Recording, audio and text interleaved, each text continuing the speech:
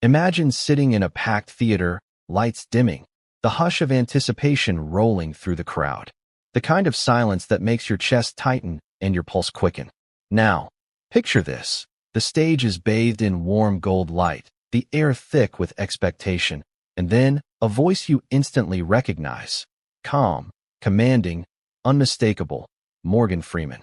The man who has narrated the inner thoughts of presidents, astronauts, and gods, now standing in front of Jennifer Hudson's audience.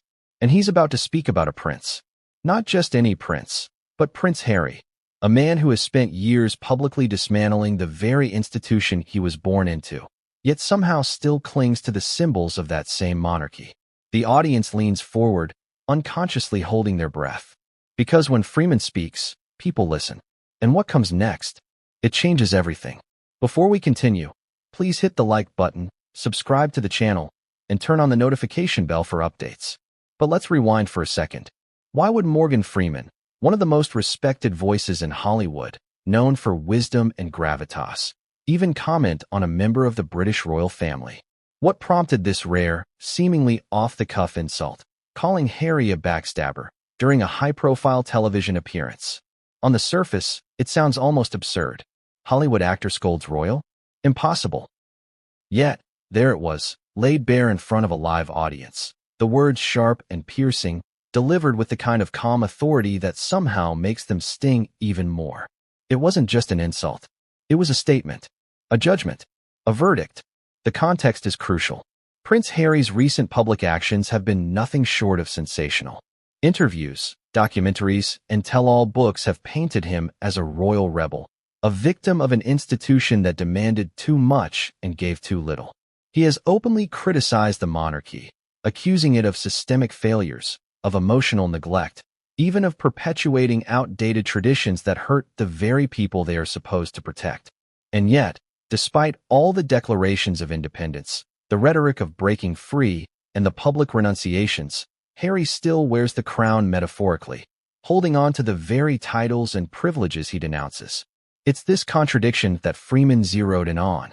It's this contradiction that makes the story so irresistible, so explosive, and so human. Now, take a moment to consider the irony. Here is a man who has spent decades in front of the camera, speaking with gravitas and commanding respect through nothing but voice and presence, pointing out a flaw in someone born into privilege and status. It's almost Shakespearean, if you think about it. The audience didn't just hear the words. They felt them. The subtle rise of tension in Freeman's tone, the careful pause before delivering the word backstabber, a term loaded with historical, emotional, and cultural weight. That single word did more than insult. It encapsulated a narrative of betrayal, of abandoning responsibility, and yet simultaneously holding on to entitlement. For those in the theater, it was electrifying. For those watching at home, it became instant fodder for discussion, debate, and viral social media storming. And yet, as shocking as this moment was, it didn't occur in a vacuum. To truly grasp why Freeman's comment lands with such force, we have to understand Prince Harry's trajectory. From his early days as the boy who charmed the world alongside his mother, Princess Diana, to the media scrutiny following his every step, Harry's life has been an open book, written in headlines, tabloids, and internet threads. But the chapters that have caused the most contention are the ones he wrote himself, his interviews, his public statements, his candid confessions. Each one seemed to chip away at the monarchy he was born into, framing himself as both victim and hero, a man trapped by legacy, yet bold enough to defy it. In the eyes of the public, Harry became a paradox, a prince who attacks the system, yet never fully relinquishes his claim to it. And Freeman saw it. He recognized it. And he didn't hold back. But what does it mean to be a backstabber?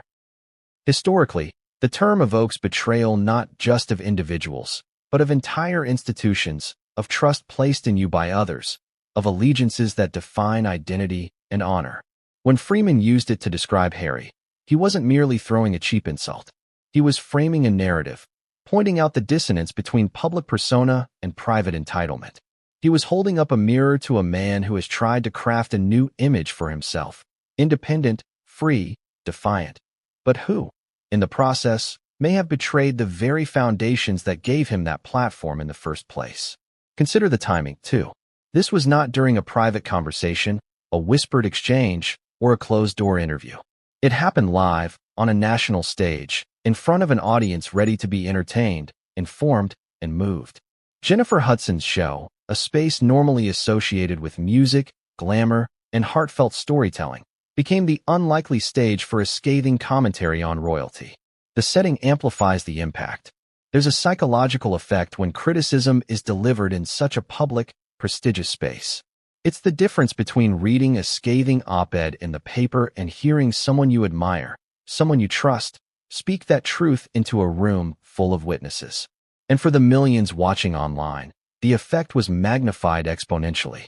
Clips would go viral, headlines would scream, and conversations would ignite around dinner tables, social media feeds, and newsrooms. It wasn't just an insult. It was a cultural event. Now, let's talk about the audience. Imagine sitting there, watching Freeman speak. For the people who idolize him, the words hit harder. It's one thing to hear criticism from a tabloid journalist or a talk show host. It's another entirely to hear it from a voice that has narrated the lives of presidents, historical events, and epic tales. Freeman commands authority, whether he wants it or not. And that authority doesn't just amplify the insult, it legitimizes it. For Harry supporters, it stings. For critics, it vindicates. And for everyone else, it creates a ripple of curiosity. Why would Morgan Freeman, of all people, call a prince a backstabber? But here's where it gets even more intriguing. Freeman's comment didn't happen in isolation. It connects to a broader narrative about loyalty, fame, and public responsibility. In a world obsessed with celebrity culture, where image often trumps substance, Freeman's words remind us that perception and action are inextricably linked. Public figures may craft narratives to suit their desires, but contradictions don't go unnoticed, especially by those who understand power, influence, and the weight of legacy. Freeman, knowingly or not, became the moral observer in this drama, a figure pointing out hypocrisy with the quiet authority of someone who has seen much of the world and speaks only when necessary. And let's not forget the emotional component. There's an almost primal satisfaction in seeing truth delivered, in witnessing someone call out dissonance between words and actions. Freeman's delivery was measured, but the words cut deep. There's irony in a man born into untouchable privilege, educated in the arts of wealth and title, attempting to renounce that privilege, yet remaining tethered to its symbols. Freeman didn't just identify a contradiction, he exposed a human flaw. And the audience, whether consciously or not, recognized the drama, the betrayal, and the poetic justice. As we move forward, the story gets even richer. There are layers upon layers. Harry's personal motivations, Freeman's intentions, the reactions of the public, the ripple effect across media outlets, and the historical echoes of betrayal that this single comment evokes. We'll explore how social media exploded, how critics and supporters squared off, and how the entire event became a microcosm of larger debates about loyalty, privilege, and the responsibilities of public figures. We'll dissect each word, each pause, and each nuance of Freeman's delivery, because in moments like these, the subtleties carry just as much weight as the overt statements. But most importantly, we'll examine what this moment says about human nature, about the complex interplay between freedom and responsibility, between rebellion and obligation. Harry's story is, in many ways, a cautionary tale. A lesson about the costs of publicly denouncing the very system that enables your status, about the dangers of simultaneously attacking and embracing power. Freeman's words, sharp as they were, encapsulate that tension perfectly. The lights dimmed further, and the audience leaned forward in their seats, a collective hush settling over the theater like a heavy velvet curtain. The kind of silence that makes you hyper-aware of your own heartbeat. There's a tension that precedes something big, something monumental, and everyone in the room could feel it. This was no ordinary night. It was Jennifer Hudson's show. Yes, a night meant for music, entertainment, and celebration. But tonight, the air was charged with something else. Expectation. Anticipation. The kind of anticipation that doesn't come from knowing exactly what's about to happen, but from knowing something significant, something unforgettable, is imminent. And on that stage, under the soft glow of the spotlight, stood Morgan Freeman, The very definition of calm authority, the man whose voice has narrated everything from the rise and fall of civilizations to the intimate struggles of the human heart. You've seen him in movies, of course. You know that voice, the one that can make a story about a simple cup of coffee feel like an epic, a voice that makes presidents and heroes pause mid-sentence, as if the words themselves carry weight. But in that moment, in the theater, Freeman was more than an actor. He was a conduit of truth, a man who could command attention simply by existing in the room. The audience didn't need to hear his words yet. They felt the presence, the gravitas, the subtle promise that whatever came next would matter. The context of this night is crucial because Morgan Freeman doesn't casually wade into commentary about the royal family.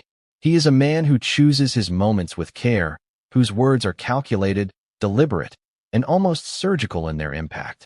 And yet, here he was, poised to speak on one of the most polarizing figures of the modern era, Prince Harry. A man who, despite being born into privilege and royalty, has spent years publicly denouncing the very institution that gave him both status and identity. A man who has criticized his family, his country, and the media that followed him everywhere, yet continues to hold onto the titles and symbols that reinforce his connection to the monarchy.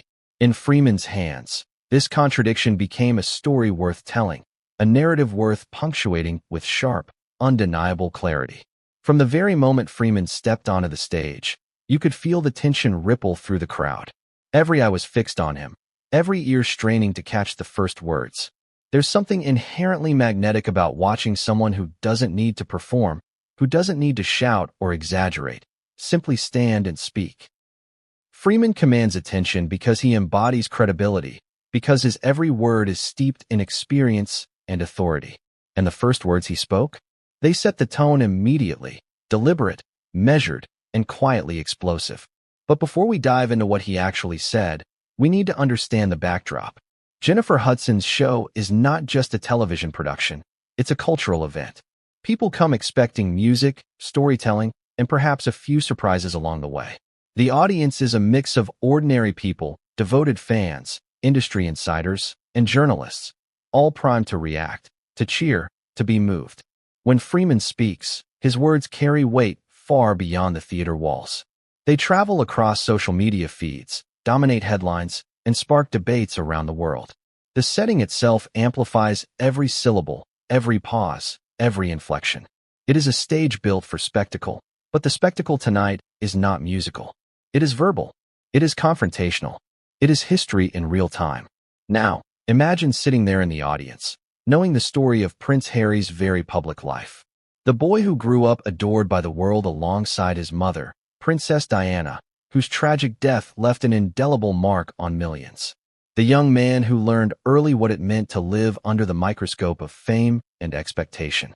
The man who married Meghan Markle, stepping into a new chapter of life that promised love, freedom, and independence, but also magnified scrutiny and controversy. And then there's the narrative he has written himself over the past several years. Interviews, documentaries, and tell-all books that critique the monarchy, the media, and even his own family. To some, he is a hero, brave enough to confront the institution that bound him. To others, he is a hypocrite, a man denouncing privilege while never truly letting go of it. In that theater, as Freeman began to speak, he didn't merely recount Harry's story.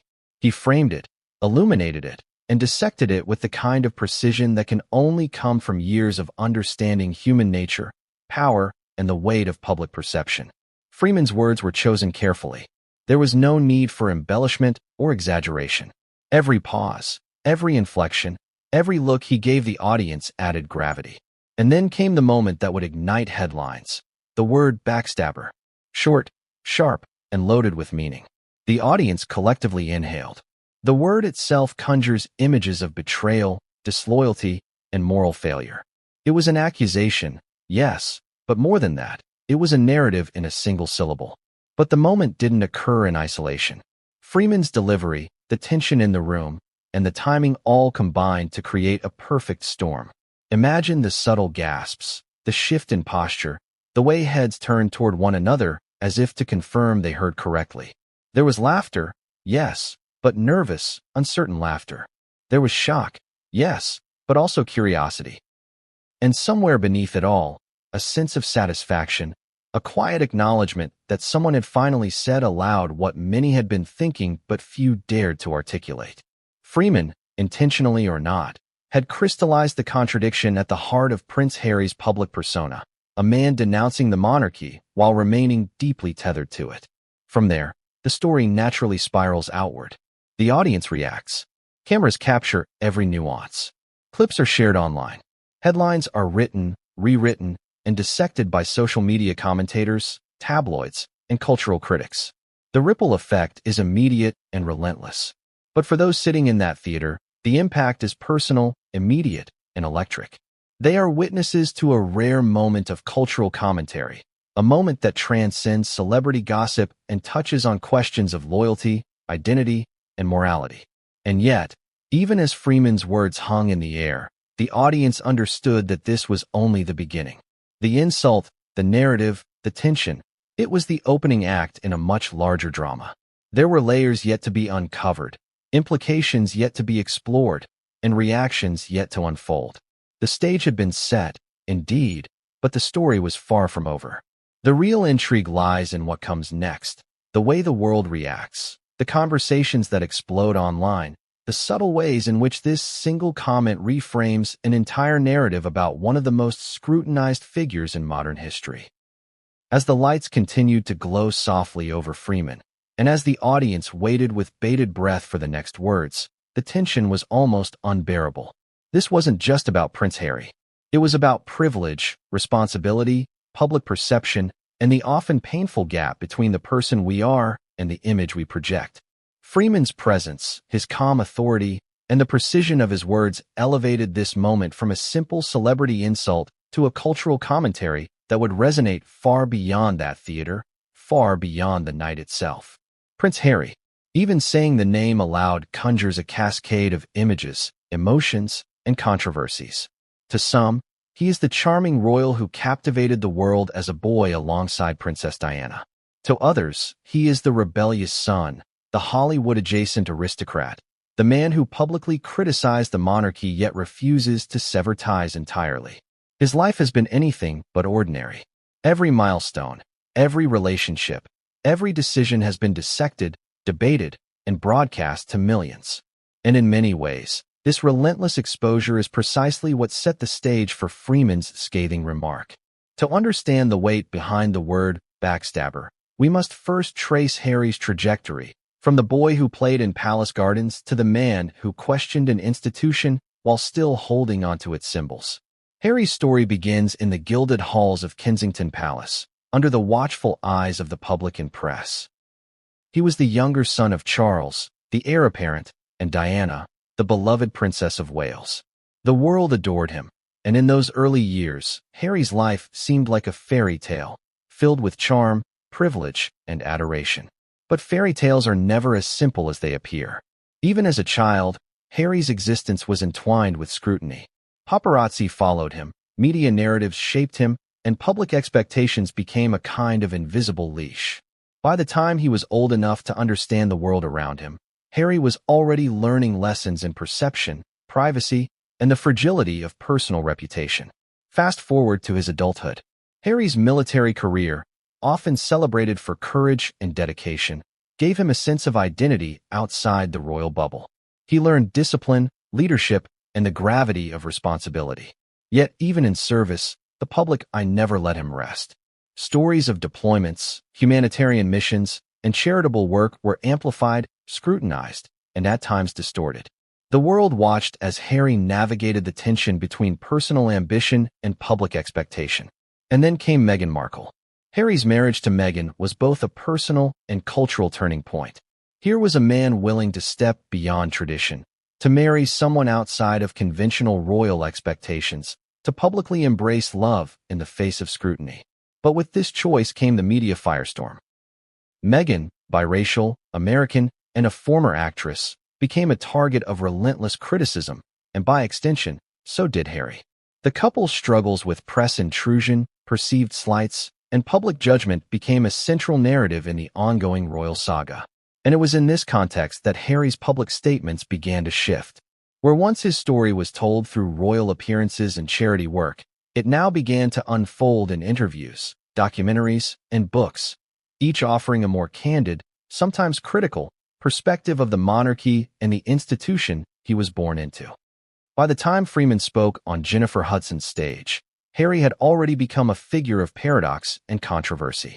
On one hand, he positioned himself as a voice of change, a man challenging outdated systems, advocating for mental health, equity, and freedom from tradition. On the other hand, he remained deeply connected to the monarchy, still using titles and privileges that tied him to the very system he critiqued. It's this tension, the gap between rhetoric and reality, that Freeman identified with surgical precision.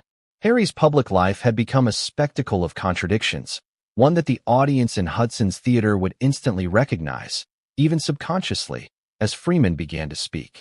Consider some of the most public moments of Harry's life. Interviews with major broadcasters, tell-all books, and documentaries all paint a portrait of someone at war with his own identity and legacy. Harry speaks of feeling trapped, misunderstood, and constrained by royal expectations. He recounts experiences of family dysfunction, media intrusion, and the pressures of global attention. And yet, simultaneously, he maintains the symbols of royalty, titles, wealth, and privileges that both define and tether him. To critics, this is hypocrisy. To supporters, it's pragmatism or loyalty to heritage. Freeman, however, distilled it into a single, devastating term: backstabber. The word cuts through nuance, public relations, and excuses. It frames the paradox in a way that is visceral and impossible to ignore. But why does this matter so much to the public? The fascination with Harry is not merely about a prince behaving oddly. It's about identity, loyalty, and the human tendency to wrestle with contradictions. Everyone can relate, in some form, to the struggle of leaving something behind while still holding on to remnants of it. Harry's life, however, magnifies this struggle under a global microscope. Every decision, every comment, every action is analyzed for signs of betrayal, courage, or weakness. And when a voice like Freeman's pronounces judgment, it resonates precisely because it cuts to the core of this human tension. It's not just about Harry. It's about the universal experience of wanting freedom while being inextricably tied to the past. Social media has amplified this effect exponentially. Every interview, every public appearance, every statement Harry makes becomes fodder for viral content, memes, and endless commentary. One moment he's celebrated for vulnerability, the next vilified for inconsistency. Freeman's critique, delivered in the theater, was instantly replicated across platforms. Clips circulated, hashtags trended, and online debates ignited. People argued, laughed, and speculated, sometimes forgetting the person at the center of it all is human. Yet in this digital age, the weight of perception often feels heavier than reality. Freeman's words, brief as they were, found fertile ground in a public already conditioned to scrutinize Harry relentlessly. Let's pause and consider the psychology of public perception. When someone occupies Harry's position, they are never merely an individual. They are a symbol. He represents royalty, privilege, rebellion, and the tension between tradition and modernity. Freeman's comment didn't just target a man. It targeted a symbol, a cultural touchstone, a public narrative that millions have followed for decades. That's why the word backstabber is so potent. It resonates far beyond a personal insult. It challenges the story the world has been told about Harry. It reframes the narrative, forcing the audience to reconsider, to question, to debate. And this is exactly why Freeman's words caused such a stir. They were not idle chatter. They were a recalibration of a global narrative. And yet, there's another layer. Behind the headlines, the viral clips, and the public debates, Harry's story is also about emotion. Loss, grief, love, and expectation play out in very real ways. His mother's tragic death, the intense public scrutiny, and the pressures of carrying a global legacy create a psychological landscape fraught with tension. In a sense, Freeman's words strike at the human heart of this narrative. They highlight the gap between public persona and private reality, between ambition and loyalty, between rebellion and responsibility. The audience, consciously or not, recognizes the drama not as gossip, but as a study in human complexity, a modern morality tale of privilege, choice, and consequence. As we move deeper into the story, it becomes clear that Freeman's remark, sharp as it was, is only one piece of a much larger puzzle. Harry's public life is a tapestry of contradictions, a blend of heroism and controversy, love and conflict, freedom and obligation. Each interview, each public appearance, each candid revelation adds threads to this tapestry, creating a figure both fascinating and frustrating. Freeman's observation crystallizes the tension into something tangible, something unavoidable, something that demands attention. But perhaps the most compelling aspect of Harry's public life is its unpredictability. No one can fully anticipate his next move. A quiet interview can erupt into global headlines. A private moment becomes viral content. And Freeman, with a single, carefully chosen word, disrupted expectations yet again. The audience in the theater, already primed by years of public narrative, felt the impact immediately. The word backstabber was not just an insult. It was an invitation to scrutinize, question, and confront the paradox of Prince Harry's existence. As this chapter of the story closes, we begin to see the stakes clearly. Harry is more than a public figure. He is a symbol of a complex, global narrative about legacy, identity, and the tension between freedom and obligation. Freeman's comment serves as both catalyst and mirror, reflecting the contradictions inherent in Harry's public persona while simultaneously sparking conversation, debate, and scrutiny. And just as the audience in the theater leaned forward, hanging on every word, the world outside the theater braces for the ripple effects. Because when a figure like Freeman calls someone a backstabber, it is never just about the individual. It is about truth, perception, and the inescapable weight of history. Morgan Freeman. Just saying the name carries weight. There is an aura about him that commands attention even before he speaks. His voice is instantly recognizable, deep, resonant, calm, and authoritative. It's a voice that has narrated humanity's greatest stories, from the triumphs of history to the intimate struggles of the human soul. When he speaks, people listen, not because they must, but because they want to. There's a certain credibility in his tone, an unspoken assurance that what follows is worth hearing, worth pondering, and worth remembering. It is this very credibility that makes his words about Prince Harry so striking. When Freeman called Harry a backstabber, it wasn't idle gossip. It was judgment, observation, and storytelling all rolled into one. To understand why Freeman's commentary carries such weight, it helps to look at his life and career. Born in 1937 in Memphis, Tennessee, Freeman's journey to Hollywood legend was anything but straightforward. He overcame systemic barriers, poverty, and personal hardships to become one of the most respected actors of his generation. Along the way, he cultivated a reputation not just for acting talent, but for wisdom, integrity, and a thoughtful, measured perspective. Freeman's voice became a symbol of authority, not through self-aggrandizement, but through the quiet accumulation of respect earned over decades of work. His filmography reads like a blueprint for credibility. He has portrayed wise figures, moral guides, and historical narrators. In films like The Shawshank Redemption, he embodies patience, insight, and moral clarity. In Driving Miss Daisy, he offers calm intelligence and emotional depth. Even his portrayals of godlike figures, as in Bruce Almighty, carry an air of understanding that transcends fiction. This is critical to understanding the impact of his comment on Prince Harry. Freeman's words carry a weight of moral authority, a sense that he has witnessed the world, considered its complexities, and speaks only when he has something substantial to say. He is not an entertainer in the usual sense. He is a storyteller, a guide, a commentator on human behavior. This credibility is magnified when he steps into a public space outside film.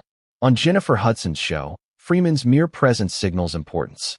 The audience senses that whatever he says is worth paying attention to. And yet, it's not just his career that lends authority, it's his personal demeanor. Freeman is calm under pressure, measured in delivery, and rarely given to impulsive statements. He doesn't need theatrics. There is an unspoken promise that when he speaks, it is thoughtful, deliberate, and meaningful. So when he referred to Prince Harry as a backstabber, it wasn't a casual remark tossed into a lighthearted segment. It was intentional, impactful, and resonant. But why would Freeman, a Hollywood legend with little apparent connection to the British royal family, make such a pointed comment? The answer lies in Freeman's understanding of character and contradiction. Throughout his life, Freeman has portrayed and observed human behavior in its most raw and complex forms. He understands the tension between intention and action, public persona and private truth. Harry's situation, a man born into privilege yet publicly critical of the institution he inherited, represents a perfect example of this tension. Freeman recognized the paradox, distilled it into a single word, and delivered it with the weight of authority that only he can command. There's also a cultural significance here. Freeman is an American speaking about a British prince. This cross-cultural perspective adds nuance. The monarchy is a symbol of tradition, hierarchy, and inherited power, while Freeman's perspective as an outsider allows him to judge it with moral clarity, free from internal bias. To the audience, this makes the statement both shocking and credible. It is not a palace insider's petty critique, but the observation of a man who has seen power, privilege, and human contradiction from multiple angles. It's both intimate and universal. Moreover, Freeman's delivery matters just as much as his words. There is a rhythm, a cadence, a tension in his pauses that forces the audience to lean in. When he said the word backstabber, he didn't rush it. He let it breathe, allowing the weight of history, morality, and public scrutiny to settle over the theater. The pause after the word, silent, pregnant with implication, was as impactful as the word itself. It's a technique Freeman has perfected over decades, the ability to punctuate narrative with subtle, almost imperceptible cues that demand attention and reflection. Consider, too, the layers of meaning embedded in the term backstabber. Historically, a backstabber is someone who betrays trust, loyalty, or expectation. It is an accusation that carries moral, social, and emotional weight. Freeman's choice of this word is deliberate. He is not merely criticizing behavior. He is framing Harry's actions within a narrative of human contradiction and moral consequence.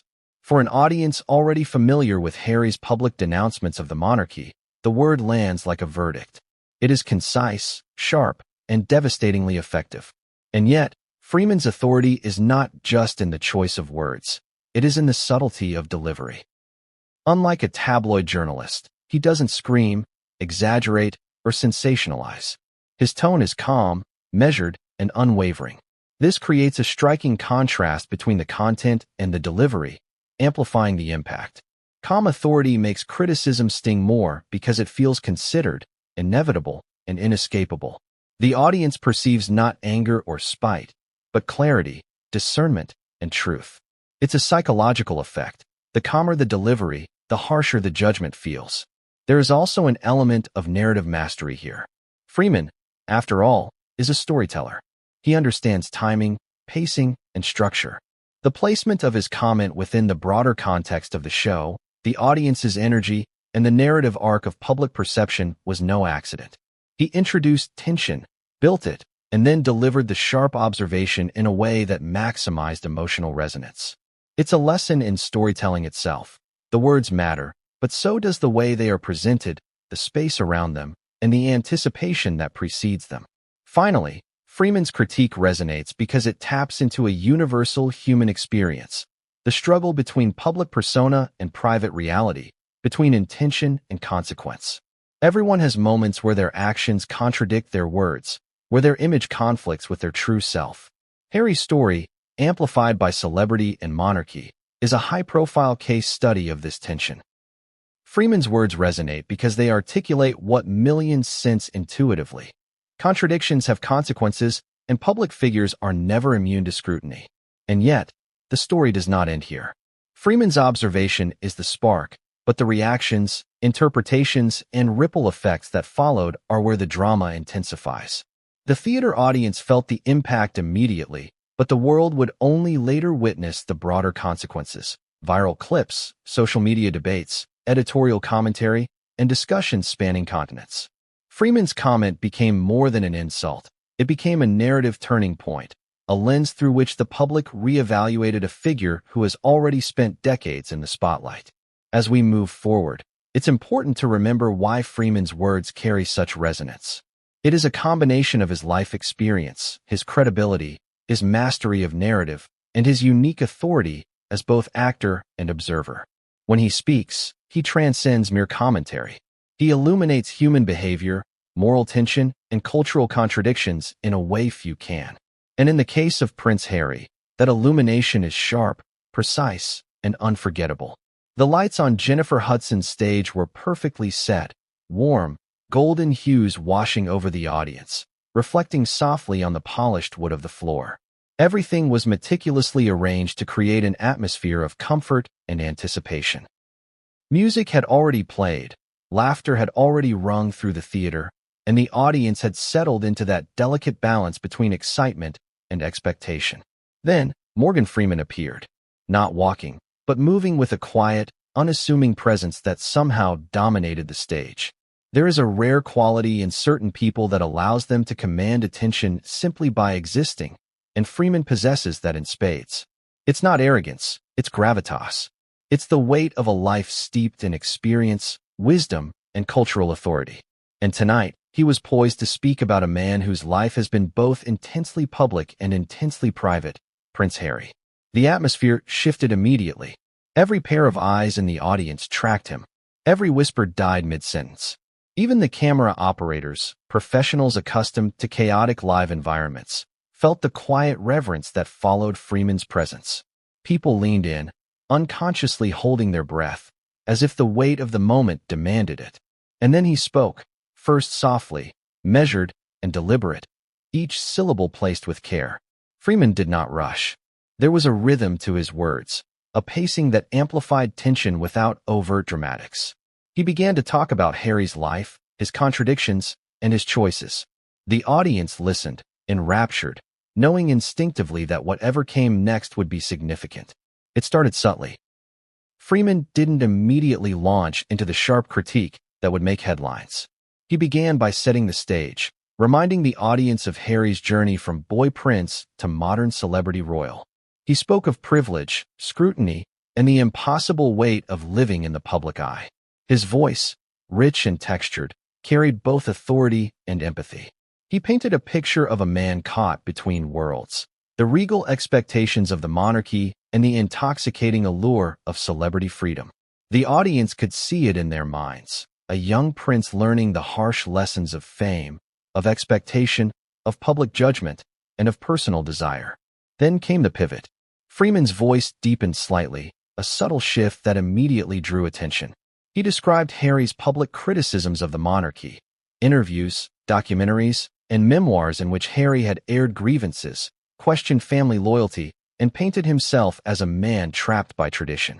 Freeman outlined the paradox, how Harry, despite denouncing the monarchy, still clung to the symbols of power, the titles, and privileges he had inherited. He framed this not as a scandalous revelation, but as a human contradiction, a moral tension that was both fascinating and frustrating. The audience nodded knowingly. Everyone understood the tension. Harry's story was already part of the cultural consciousness. Freeman's words simply made it palpable. And then came the word that would echo around the world: backstabber. Short, sharp, impossible to ignore. The theater held its collective breath. The pause after the word was just as important as the word itself, a pregnant silence that allowed the audience to absorb, react, and process. Gasps mingled with subtle laughter, not of amusement, but of incredulity. People instinctively leaned forward, trying to catch the nuance of Freeman's delivery. Even Jennifer Hudson, seated on the side, visibly reacted, a mixture of surprise and intrigue flashing across her face. The word landed like a physical blow, slicing through years of media narrative, personal history, and public expectation. But Freeman did not elaborate immediately. That was part of the brilliance of the moment. The audience was left hanging, their curiosity spiked, wondering what evidence, what reasoning, would follow. This is a technique Freeman has perfected over decades of storytelling.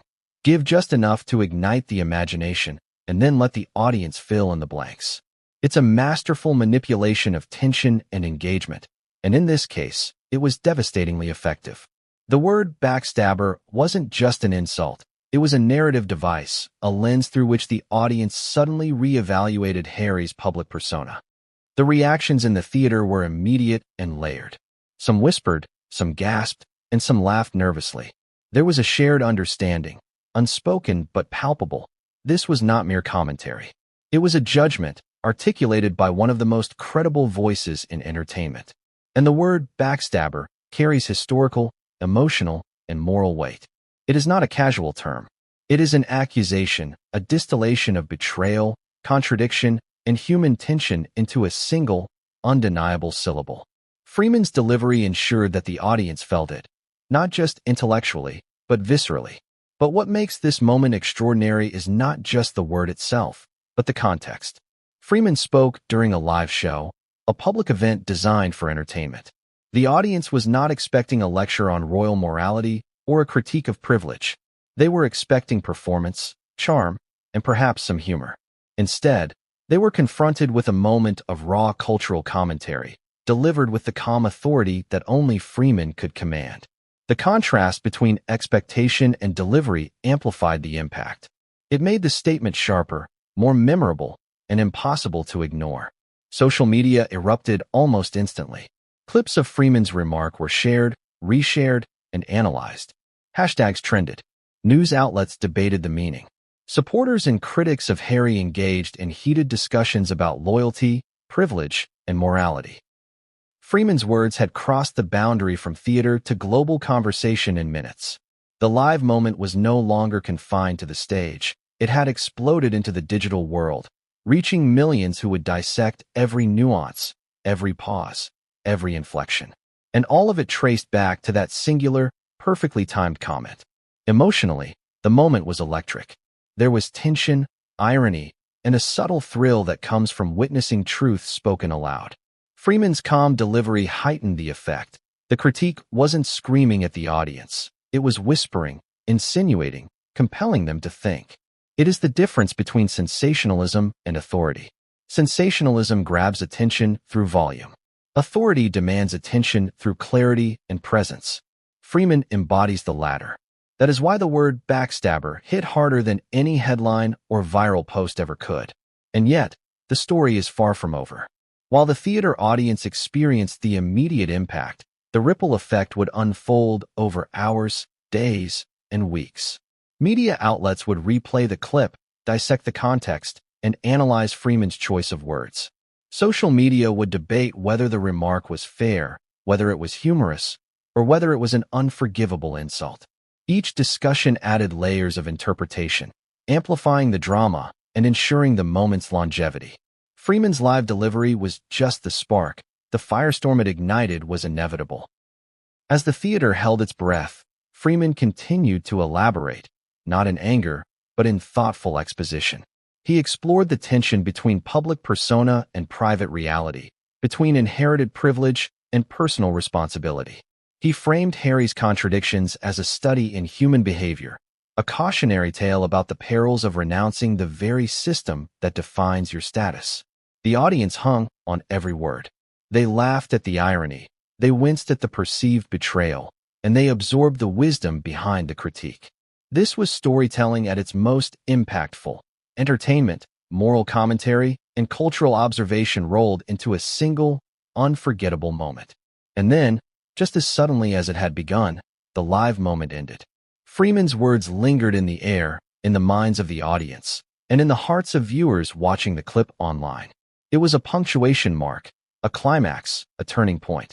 What came next, the media frenzy, the viral debates, the public discourse, was inevitable. But for the people in that theater, the memory of the moment, the weight of the word, and the authority of the delivery would remain indelible. Freeman had done more than speak. He had framed a narrative, crystallized a paradox, and created a cultural event in less than a minute. But the most fascinating part of the story is still ahead. How the public responded, how Prince Harry's narrative was reinterpreted, and how Freeman's remark sparked not just commentary, but reflection on the very nature of loyalty, identity, and privilege. The live moment was the spark, but the fire, the global conversation, the emotional stakes, the social media frenzy, was about to explode. Backstabber. Just saying the word aloud conjures images of betrayal, duplicity, and moral failure. And when Morgan Freeman chose it, delivered with that measured, calm authority on Jennifer Hudson's stage, it was more than a word. It was a verdict. Short, sharp, unforgettable. It sliced through years of public perception about Prince Harry, distilling the tension between his public denunciations of the monarchy and his ongoing attachment to its privileges into a single, devastating syllable. The audience in the theater felt it immediately. Gasps, subtle laughter, murmured reactions. All of them underscored the impact. It was as if the word itself had weight, as if it carried centuries of expectation, loyalty, and consequence with it. To understand why this insult resonated so deeply, we need to break down its layers. First, there is the literal meaning. A backstabber is someone who betrays trust, allegiance, or expectation. Historically, the term is loaded with moral condemnation. It is not casual. It carries consequences in social, professional, and even personal contexts. When Freeman labeled Harry a backstabber, he was not making a passing joke or an offhand observation. He was framing a moral judgment, a reflection on actions, choices, and contradictions. For millions who have followed Harry's public journey, this judgment crystallized what many had suspected, that there is a profound tension between the rhetoric of independence and the retention of inherited privilege. Next, consider the delivery. Freeman's voice, calm and authoritative, amplified the sting. He did not shout. He did not overemphasize. Instead, he spoke with the weight of decades of observation, experience, and storytelling. This is what makes Freeman uniquely effective as a cultural commentator. His calm authority convinces the audience that the statement is not merely opinion, but observation, even truth. The longer pause before and after the word, the subtle inflection in his tone, the deliberate cadence. All of these techniques ensure that backstabber hits harder than any sensational headline ever could. There is also irony embedded in the insult.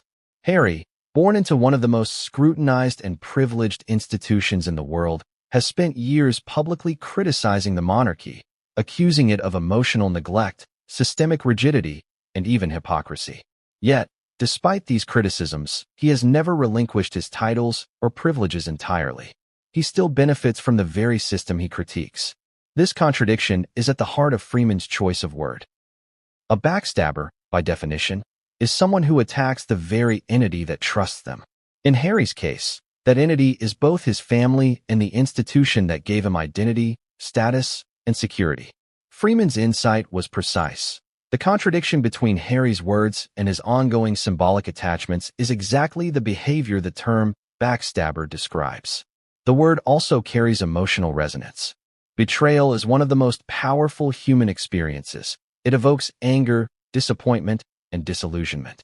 By labeling Harry a backstabber, Freeman tapped into a collective sense of moral intuition. The audience felt it not just intellectually, but viscerally. Some may have been shocked. Others, perhaps, vindicated. In either case, the emotional spike created immediate engagement, the kind of engagement that spreads like wildfire in a live audience, and later, across the internet. Another dimension is the cultural significance. Backstabbing is universally recognized as a moral failure, transcending culture and context. In calling Harry a backstabber, Freeman translated a complex social critique into a universally understandable term. Anyone listening, regardless of knowledge about British royalty, could grasp the weight of the accusation. That universality amplifies the moment's impact. It is both specific and broad, personal and symbolic. Freeman took a complex, decades-long public narrative and encapsulated it in one word that lands across cultural and linguistic boundaries. Yet there's also a subtle genius in Freeman's approach. He did not over-explain. He did not list grievances, cite sources, or provide context beyond what the audience already knew. The economy of language is crucial. By choosing a single, potent word, he allowed the audience to supply their own understanding, their own mental imagery, and their own judgment. Each listener, in a sense, co-authored the narrative in their own mind. Some would think of Harry's interviews, others of his memoirs, some of his social media statements. The word backstabber acted as a prism, refracting the entire public story into a concentrated emotional and intellectual experience. It is also worth noting the historical weight of betrayal within royalty.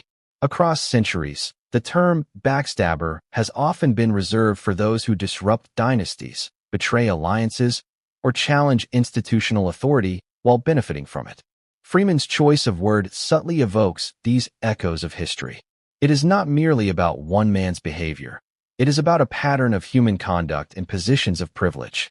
By using this term, Freeman cast Harry's modern choices within the context of age-old narratives about power, trust, and responsibility. The historical resonance adds layers to the insult, making it feel both contemporary and timeless. Audience reaction amplified the moment. In the theater, there was a collective intake of breath, subtle murmurs of surprise, and an almost tangible energy shift. The word hit at multiple levels: moral, intellectual, emotional, and historical. Social media would later replicate this reaction. Clips of the remark went viral within hours. Memes were created. Editorials debated whether Freeman's comment was fair, humorous, or unforgivable. The single word became a global conversation starter, transforming a live-in-the-moment critique into an enduring cultural moment. Freeman's choice also highlights the power of language in shaping perception. In an era saturated with interviews, op-eds, and sound bites, one carefully chosen word delivered with authority can cut through noise and leave a lasting impression.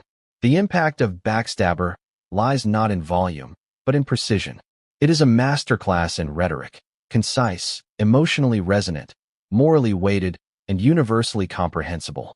Freeman did not merely insult Harry. He reframed the entire narrative, forcing both supporters and critics to reconsider their understanding of the man behind the headlines. And yet, there is still a human element to consider. Beyond media and public perception, Freeman's observation underscores a truth about accountability and human behavior. Every individual, celebrity or not, faces the tension between personal desire and social expectation, between freedom and responsibility. Harry's situation, magnified by royalty and global attention, is simply a higher-stakes version of a universal human struggle. By choosing the word backstabber, Freeman highlighted this tension, making it relatable even to those with no connection to British royalty. The universality of betrayal, contradiction, and moral consequence ensured the remark's resonance. Finally, there is the ripple effect. Once spoken, the word could not be unsaid. Freeman had ignited discussions, debates, and arguments that would dominate media cycles for weeks. Public reaction ranged from amusement to outrage, with commentators dissecting the nuances of Harry's choices, his relationship with the monarchy, and the fairness of Freeman's critique. In the live moment, the audience experienced immediate emotional impact. Across the globe, millions engaged in intellectual and cultural debate. Freeman's single word became a lens through which the world reconsidered a figure whose life has already been under relentless scrutiny for decades. But the true drama of this insult lies not in its delivery, but in its consequences. How would Prince Harry respond, if at all? How would the media frame the remark? How would public perception shift? The moment on stage was instantaneous, but its aftereffects would unfold over hours, days, and weeks. The insult, carefully calibrated, had sparked a chain reaction that extended far beyond the walls of the theater. And as the audience processed the word, as social media exploded, and as headlines screamed, one truth became undeniable. Freeman had done more than make an observation. He had crystallized a narrative, articulated a paradox, and created a moment that would echo through culture, media, and the public consciousness. The word backstabber had transcended insult. It had become a cultural touchstone, a lens through which the world would now view Prince Harry, loyalty, and the delicate balance between public image and personal choice. The moment Morgan Freeman said backstabber was electric in the theater. But within minutes, its impact had rippled far beyond those walls. In the era of instantaneous social media, a single word, delivered with calm authority by a globally recognized figure, can ignite discussions that cross continents. As Freeman's remarks circulated online, reactions began pouring in from every corner. Viewers, fans, critics, journalists, and even public figures. The world was watching, dissecting, and debating in real time, turning a live theater moment into a global cultural event. Let's start with the live audience. Reactions were immediate, visceral, and multifaceted. Some people laughed nervously, caught off guard by the bluntness of the term. Others gasped, a sharp intake of breath signaling shock and incredulity. Still others nodded knowingly, having followed Harry's story closely and recognized the tension Freeman highlighted. There was a shared, almost unspoken acknowledgement among the audience. Freeman had articulated something that many had sensed but few had dared to say aloud. The laughter, gasps, and murmurs were all layered with recognition, disbelief, and a subtle thrill, the kind of emotional spike that makes live television unforgettable. Cameras captured every nuance, heads tilting, eyebrows raised, subtle reactions of amusement or shock. The theater, which moments ago had been filled with warmth and excitement for music and performance, was now charged with tension and anticipation. Every word after backstabber was punctuated by a collective awareness that the audience had witnessed something culturally significant. Even Jennifer Hudson, sitting in the wings, visibly reacted, her eyes widening slightly, her hands clapping softly at the sheer audacity and precision of Freeman's delivery. Outside the theater, the moment exploded across social media platforms. Clips of Freeman's statement went viral within minutes. Twitter, Instagram, TikTok, and YouTube were flooded with video snippets, GIFs, and commentary. Hashtags related to Freeman and Prince Harry began trending globally. People debated the fairness of the remark, the weight of the word backstabber, and the broader implications for Harry's public image. The emotional intensity of online discussions mirrored the live audience's reactions, but amplified them exponentially. Within hours, millions had seen the clip, and opinions began dividing sharply along cultural, ideological, and even national lines. Commentators and journalists quickly jumped in, dissecting Freeman's remark with both enthusiasm and scrutiny. Op-eds appeared in major outlets debating whether the comment was a fair critique of Harry's contradictory behavior or a harsh, unnecessary insult. Social media influencers weighed in, analyzing tone, delivery, and context. Entertainment shows replayed the clip, inviting panels to discuss the implications. The word backstabber was dissected endlessly, each analysis adding layers of interpretation and fueling further discussion. Supporters of Freeman praised the remark as incisive and truthful. They pointed out Harry's ongoing use of royal titles despite his criticisms of the institution and framed the statement as a necessary acknowledgement of contradiction. Critics, however, accused Freeman of oversimplifying a complex personal journey, arguing that Harry's public statements reflect legitimate struggles with identity, family, and tradition. The word backstabber became a cultural Rorschach test, different viewers projecting their own interpretations onto it. Some saw it as righteous critique, others as blunt character assassination. International reactions added another layer of intrigue. In the UK, tabloids amplified the comment with sensational headlines, framing Freeman's observation as evidence of public judgment against Harry. Across the Atlantic, American outlets praised Freeman's bluntness, framing it as a cultural critique on hypocrisy and public persona. In social media circles worldwide, users debated not just Harry's behavior, but the broader cultural dynamics of privilege, expectation, and accountability. Freeman's single word had transcended context, language, and geography, becoming a global point of conversation. Fans of Prince Harry were divided. Some defended him, highlighting the personal and emotional struggles he had endured as a royal, the media harassment he and Meghan faced, and the courage it took to speak out. Others criticized him for retaining titles, wealth, and privileges while publicly denouncing the monarchy, seeing Freeman's word as a strikingly accurate reflection of perceived contradictions. Online, hashtags like #BackstabberPrince and #MorganFreeman trended, fueling memes, debates, and viral commentary. The phrase became shorthand for a larger discussion about loyalty, privilege, and public expectation. The media frenzy also sparked a broader cultural conversation. Opinion pieces and talk show segments began exploring themes that Freeman's word had encapsulated: loyalty versus independence, inherited privilege versus earned credibility, and the consequences of publicly criticizing institutions while maintaining ties to them. Freeman's single word acted as a catalyst, reframing an ongoing narrative and sparking debates about morality, personal accountability, and the nuances of celebrity life. The discussion wasn't just about Harry. It was about what his story represented in the modern global context. Psychologists and cultural commentators jumped in as well, Analysts highlighted why Freeman's remark resonated so deeply. It spoke to universal human experiences. Everyone has grappled with contradictions in behavior versus stated values, the tension between loyalty and self-interest, and the challenges of balancing public perception with personal truth. Freeman's word, concise and emotionally charged, distilled a decades-long narrative into a universally understandable critique. Its virality was not merely due to celebrity gossip. It was because it touched on fundamental truths about human behavior and moral judgment. Even celebrities weighed in. Some applauded Freeman for his blunt honesty, framing it as a rare moment of moral clarity in a world of over-careful public commentary. Others sympathized with Harry, arguing that his life has been under relentless scrutiny, making any criticism complex and multifaceted. Every celebrity reaction, every viral clip, and every news article amplified the original moment, expanding its cultural footprint exponentially. Freeman's word became more than commentary. It became a symbol, a touchstone for discussions on loyalty, identity, and integrity in the modern world. And yet, despite all the attention, Freeman's delivery remained calm, composed, and measured.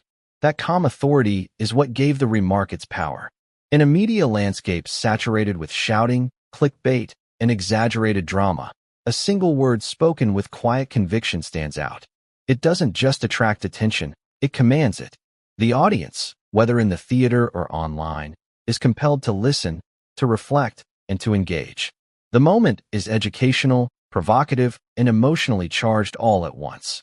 Ultimately, the audience and media reaction illustrate a crucial truth. Words have power, especially when spoken by someone whose voice carries authority and credibility. Freeman's single word encapsulated a complex narrative about Prince Harry, loyalty, privilege, and personal responsibility. It resonated across cultures, sparked debates worldwide, and reframed a story that has been unfolding for decades. The live moment was brief, but its impact was enduring. The moment Morgan Freeman uttered "backstabber" on Jennifer Hudson's stage had barely settled when the digital world erupted. Social media, the modern public square, took the live theater moment and amplified it to unprecedented levels. Clips of Freeman's statement were uploaded to every platform imaginable: Twitter, Instagram, TikTok, YouTube, Facebook, and even LinkedIn. Within minutes, millions of viewers across the globe were watching, replaying, and dissecting the comment. The speed and scope of the response were staggering. What had been a contained, live, theatrical moment became a worldwide cultural event, with debates, memes, and commentary spiraling out of control. On Twitter, hashtags like #BackstabberPrince, #MorganFreeman, and #PrinceHarry trended within the hour.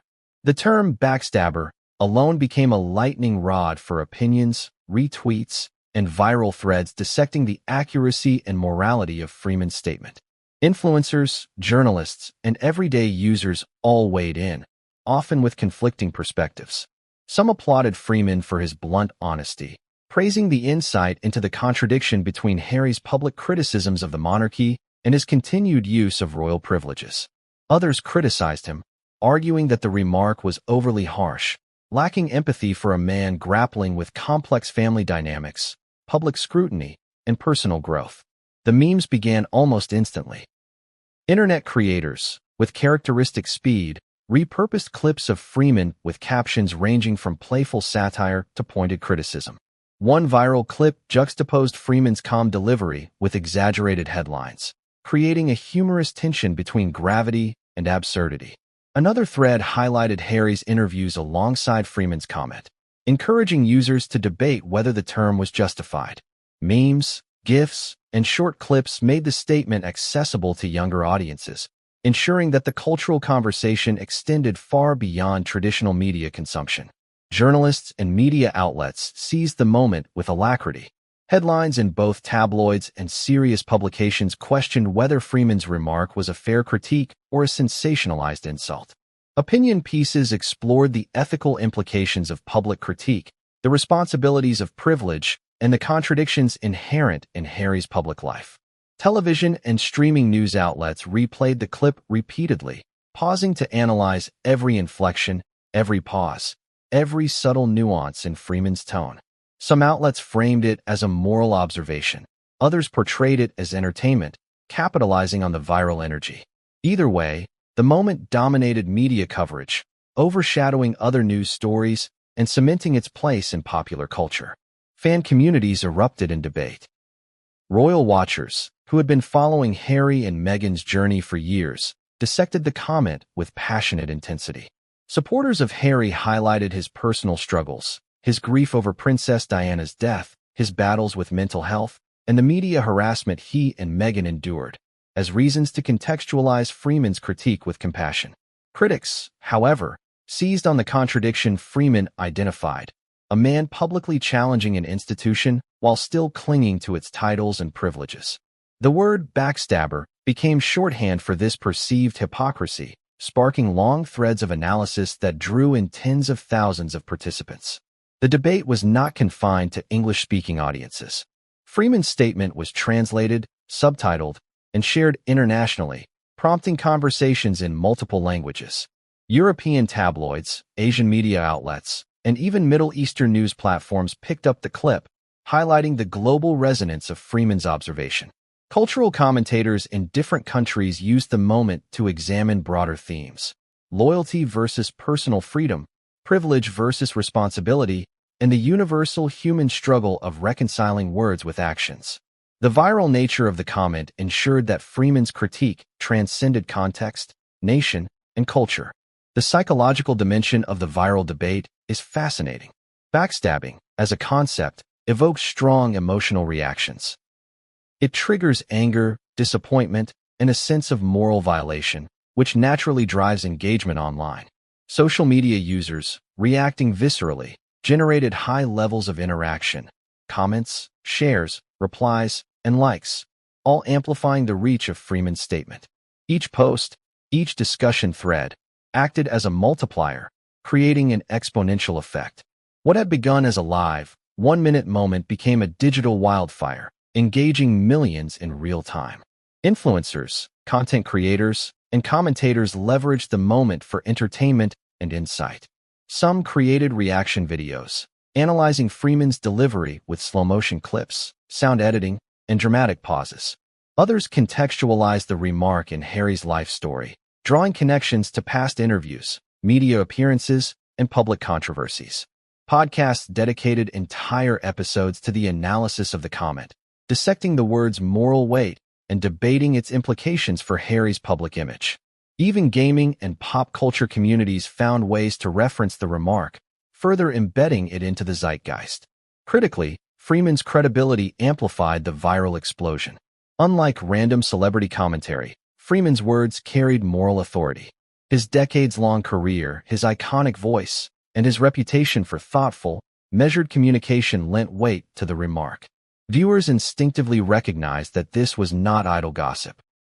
It was a considered observation from someone who had spent a lifetime understanding character, human behavior, and cultural dynamics. This credibility fueled engagement because people perceived the statement as both entertaining and meaningful. The viral debate also reignited discussions about the monarchy, privilege, and public accountability. Every news cycle became an opportunity to analyze Harry's behavior in light of Freeman's critique. Social media users posted screenshots of interviews, quotes from Harry's books, and clips of public appearances, all scrutinized under the lens of backstabber. Discussions about loyalty, betrayal, and moral responsibility dominated trending topics. The moment highlighted not just the tension in Harry's public life, but also the human fascination with contradiction, celebrity, and accountability. Even everyday users contributed to the viral phenomenon with creativity and analysis. Threads comparing Harry's statements to Freeman's critique drew tens of thousands of comments, with people debating definitions, morality, and cultural expectations. Short TikTok clips juxtaposed Freeman's voice with Harry's interviews, often edited for comedic or dramatic effect. Instagram Reels highlighted reactions from royal experts, comedians, and influencers, keeping the momentum alive. The moment became a multi-layered cultural event, engaging audiences across demographics, regions, and social platforms. Yet, amidst all this viral activity, Freeman's calm authority remained the anchor. The tone of his delivery created a contrast to the chaotic energy online, giving the word backstabber a kind of grounding effect. People debated, joked, and critiqued, but the clarity and precision of Freeman's statement ensured it remained the central reference point. His calm presence allowed the viral debate to flourish without diluting the moral and emotional weight of the word. Ultimately, the social media explosion transformed a single live moment into a global phenomenon. Freeman's remark became more than an insult. It became a symbol, a lens through